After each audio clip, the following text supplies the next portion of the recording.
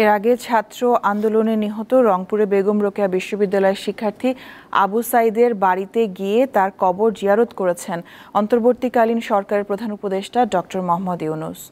আজ বেলা ১১টার পরে তিনি রংপুরে আবু সাঈদের বাড়িতে যান। তার সঙ্গে ছিলেন উপদেষ্টা পরিষদের সদস্য ও বৈষম্য বিরোধী ছাত্র আন্দোলনের সমন্বয়ক নাহিদ ইসলাম ও আসিফ মাহমুদ সজীব ভূঁইয়া। কবর জিয়ারতের পর আবু সাঈদের পরিবারের সদস্যদের সঙ্গে কথা বলেন ডক্টর ইউনূস। আবু সাঈদের পরিবারের সদস্যদের কথা শোনেন তিনি। এক পর্যায়ে আবেগ আপ্লুত হয়ে পড়েন ডক্টর ইউনূস।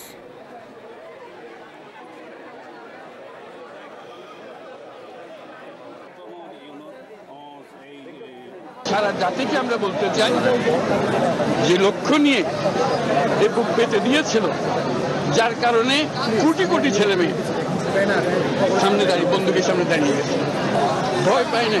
এই যেহেতু পথ দেখিয়ে গেল, আজকে আমরা সেই কারণে নতুন বাংলাদেশ পেলাম।